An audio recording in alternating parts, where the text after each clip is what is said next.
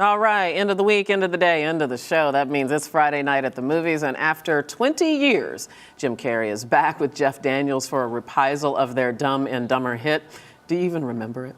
Arise News contributor and editor-in-chief of ShowbizCafe.com, Jack Rico, reviews that film and the other weekend releases. Hey, Jack. How are you? I'm good. Did you ever like the original Dumb and Dumber? I never saw the original. Saw it. That's really not my brand of humor, but it was wildly successful. Yeah, 20 years ago it was wildly successful. Unfortunately, this one doesn't necessarily hit the same notes of success.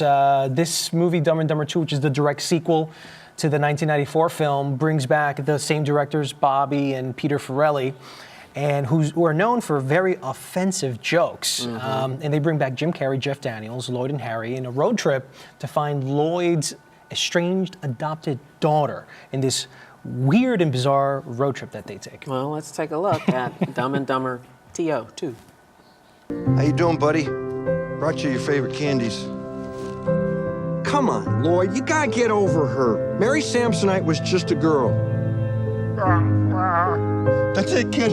Come on, spit it out. God, yeah! Wait a minute. So you mean you have been faking for 20 years? And it was all for a gag? Yep. That's awesome! Why don't you roll me inside? We'll get the nurse to take the catheter out of me. We don't need nurses for that. But don't you have to...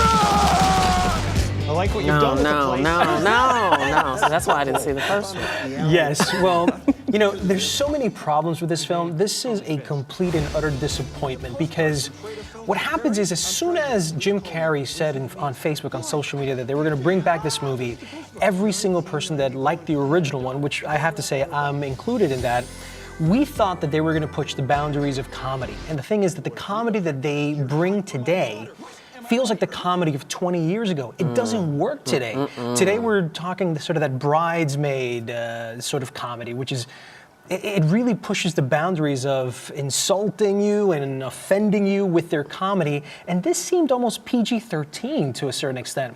The other thing is that Jim Carrey's 52 years old, Jeff Daniels is 59 years old, and these characters are associated with youth, so they almost look like their brand just doesn't fit with today's sort of comedic movie, and it's almost sad to look at them trying to revive these characters that just don't belong on our screen today. So unfortunately, it just didn't work. All right, check that off. Let's try the next one.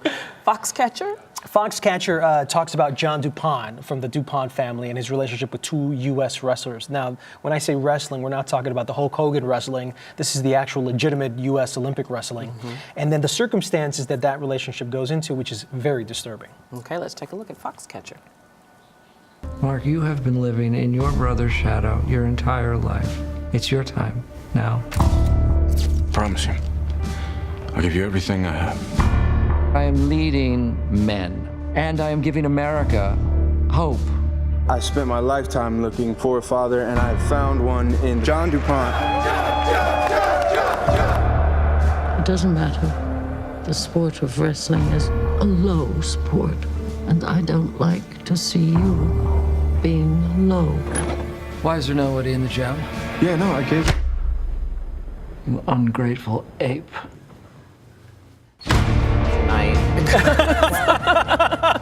Well, here's the thing with Foxcatcher. Foxcatcher is an interesting crime story, except it's one of the most boring, interesting crime stories I've seen all 2014.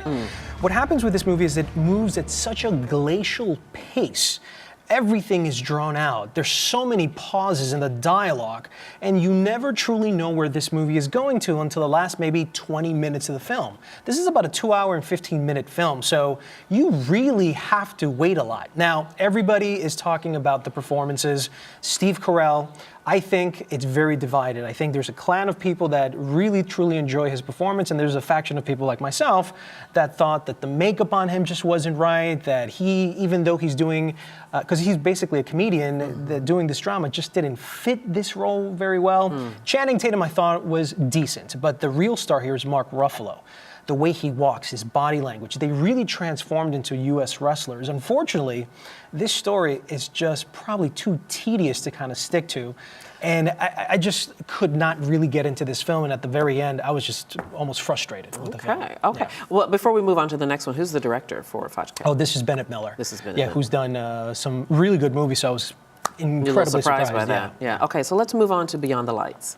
Beyond the Lights, this is a contemporary love story that touches so many themes in this particular film, but for the sake of the synopsis of the film, it has a woman, a little girl, who has dreams of becoming a music rock star. She achieves that, but the relationship with her mother sort of deviates that stardom where she was headed to. Sounds familiar. All right, let's look at Beyond the Lights. Why you wanna fly, blackbird? You ain't ever gonna fly. Why you wanna fly? You wanna be a runner-up? What I like about this contemporary love story is that it's a film that touches on various amounts of topics: suicide, the fabrication of music artists, and parental domination.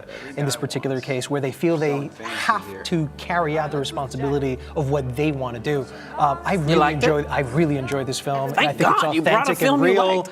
I liked it in so many ways. All right, very good. Jack Rico, thank you so much. See you next week. And that's going to do it for us today. Thank you so much for being here with us for Arise America. Have a great weekend. We'll see you Monday. I'm Debbie Turner-Bell. Bye-bye.